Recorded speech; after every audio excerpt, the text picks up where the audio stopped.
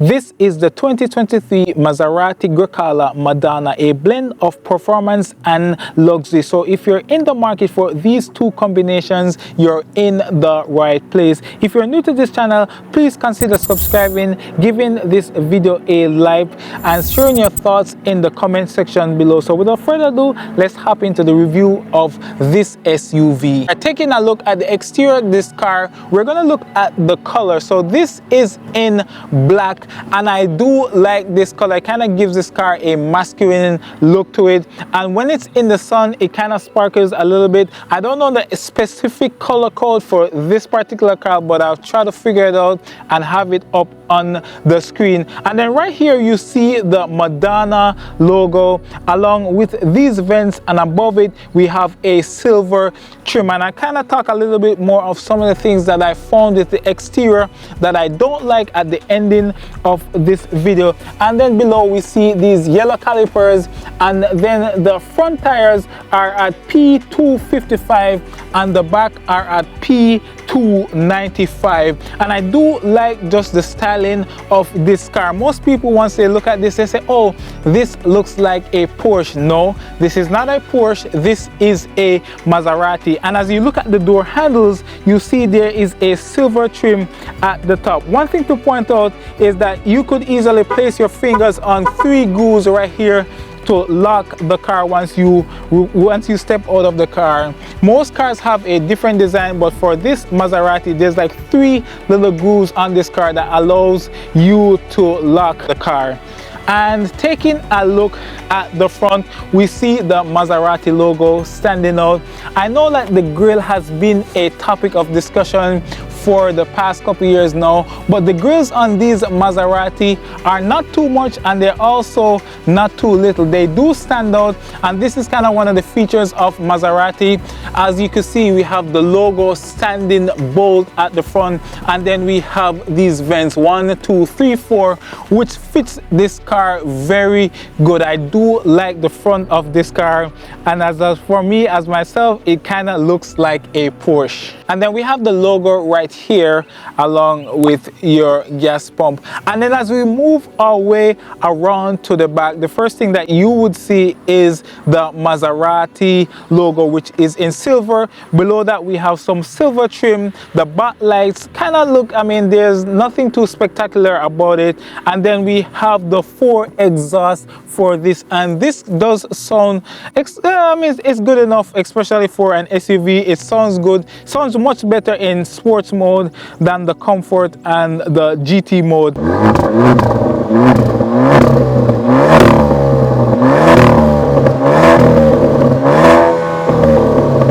Looking at the back, it does have its own unique stand to it, which I like.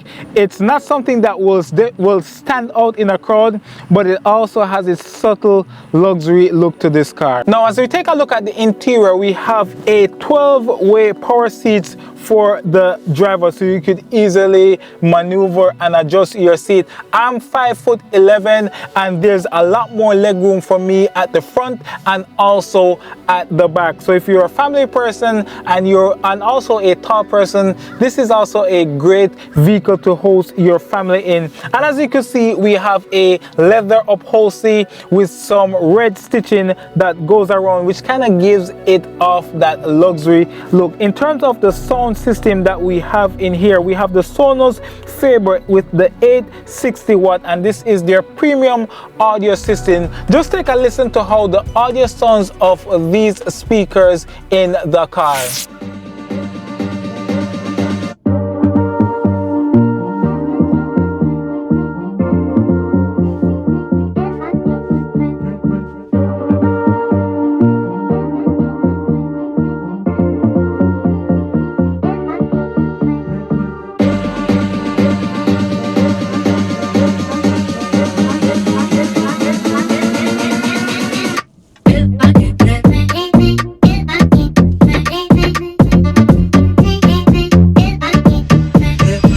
Then apart from that, we have a 12.3 upper touchscreen system, and it does come with the Maserati Intelligent Assistant System. And just for your comfort and convenience, we have a wireless charge-in pad. And I actually found out this by accident when I threw down my AirPods and they started to charge. So for your convenience, this car does also have wireless charging. And then you have a glove compartment which has good enough storage in this, and there's also a 12-volt distributor of voltage that is in this, and we have a 2-cup holder system.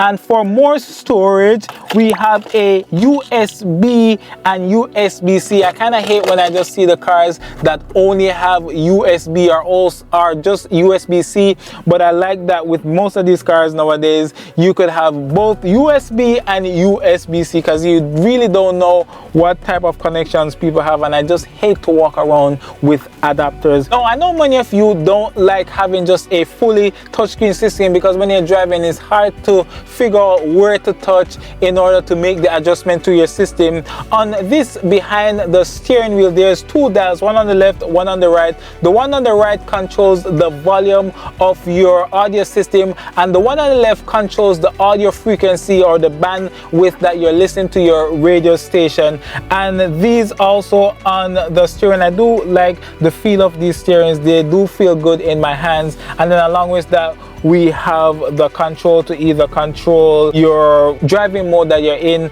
and also to start the car. You could do that from the steering. And then as you can see right here, there's no console in the middle to put the car into drive or park, but you have these 4 buttons right here on the infotainment system: park, reverse, neutral, drive, and also manual. This is very unique. And then apart from that, I do want to mention that for this infotainment system, it comes with Android Auto and also Apple CarPlay. I know like some luxury cars don't even have that.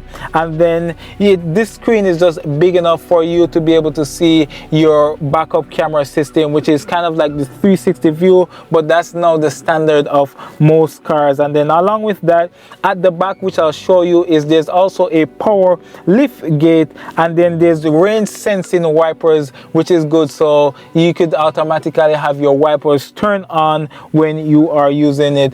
And then for those of you, yes, this does have blind spot monitoring. That's a standard for most car these days. And let me just show you guys the leg room at the back. So as you all know, I was sitting in the front seat. It's still in the same position, and as I said, I'm 5'11", and just look how much space it is in at the back. And I know there could even be more space even if the person at the front push back the seat, but to be honest with you, I feel like I was even too far from the pedal, so the seats for my height could even go a little bit more to the front. And this is the leg room that you have at the back, so with your guests or kids, they could have ample space at the back. This is standard. One swipe and then the trunk comes up, and just look at how much space that you have at the back. So you could come in, and this is me, and I feel like you could fit another me right here in the trunk. You do have a 150-watt plug at the back of this car, so if you're on trips, you could easily plug in with no connection. But also, it also comes with its own 12-volt connection, which is right here, and you could use these also to store any documents or whatever it is in the back part of your car. And also, I want to show you guys this. So this is how you're able to kick down your seats when you want to be able to have that extra room if you're packing, if you're moving, if you're throwing a lot of stuff in the trunk. That's kind of how you do it. But apart from this, this is the space of the trunk in this car.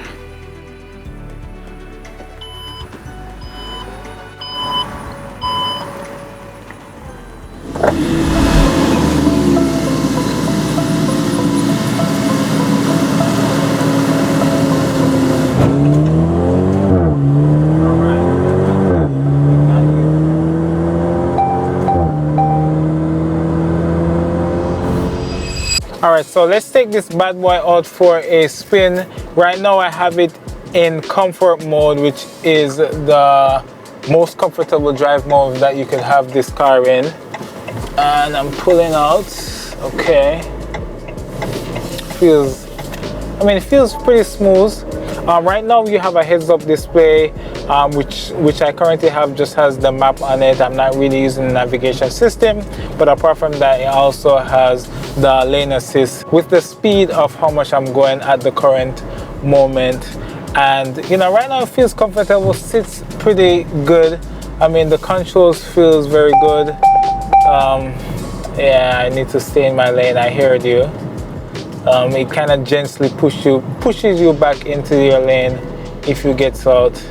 Oh, the braking feels good on this. I barely tapped it and it started to gear down for me. So I'm gonna pull out of this driveway, and what I'll do, I'll just put it in sports mode just to see how it feels. I'm coming out.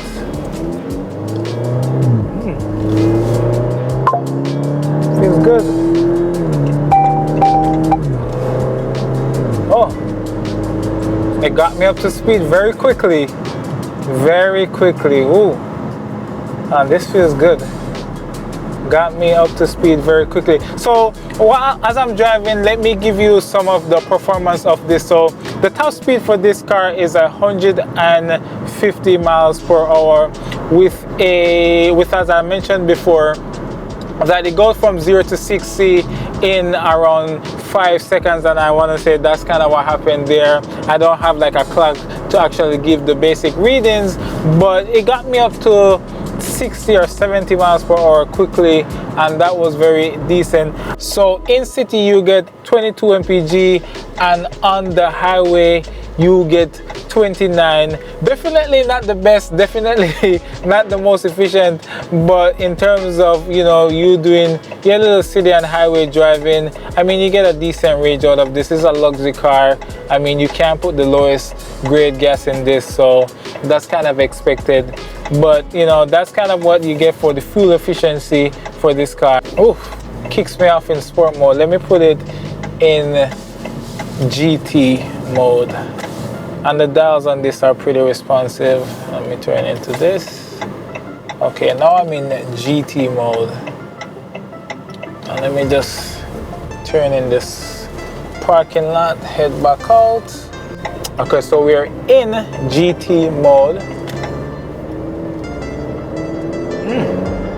Still goes. It's a little bit less faster than the Sport Plus mode, but it's still, it still gives a kick with that 329 horsepower that you get, or 25 that you get from this car. Suspension wise, on the front you get a double wishbone system, which allows your suspension to act independently of each other, so you have a smoother ride. If you hit a pothole on the right side, you won't necessarily feel it as bad, especially if you're in the driver's seat. Just the handling is great, especially with this steering.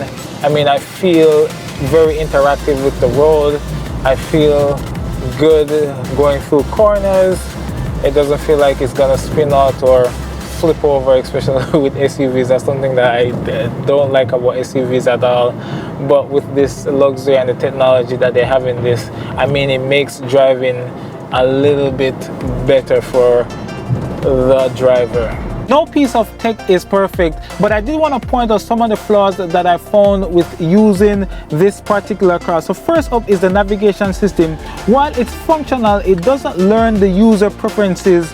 This means that you'll have to input your settings and routes consistently each time. So if you get up every day at 8 o'clock to go at work, it won't learn your pattern to make the suggestion that, hey, it's 8 o'clock in the morning, I would like to suggest the route to go to work, and even make the suggestion of the traffic details. Next is the heads-up display. This is a very neat feature, but it lacks the speed limit information and customization options. For a car in this price range, you'd expect more flexibility and convenience from the display. Another point to mention is the change in the logo color. So the switch from chrome to black might not be to everyone's taste, and it feels like a minor step back in the terms of brand's iconic design. And also the mode buttons are another issue. they're very hard to select, especially when you're switching in between the drive modes. You have to sink your finger into the button to actually get it to work. If you do like a light press, trust me, this thing will not change. I'm not sure if that is a con or not, but for me, I feel like the buttons should be a lot more receptive to your choice. Lastly, the overall operating system can be laggy. Whether like you're navigating through the menus or adjusting settings, there's a noticeable lag delay that distracts from the otherwise smooth driving experience, and I think those are some of the cons that I found driving this car. Overall, this is a good car, especially if you want to pull up into something unique from your competitors, especially like if you're a real estate agent and you want to pull up with something that doesn't necessarily have all of the horsepower but looks sleek coming into the driveway. This is the car for you. This is my first car review and I'm kind of excited, so if there's any brands looking for anyone to review cars, you know, links to my contact is in the description down below. If you're new to this channel, this is your first time watching this video, it popped up on your screen because of the YouTube algorithm, please hit a like on this video, share your thoughts in the comment section below, and I feel like that's it. Peace out, God bless, and I'll catch you in the next one.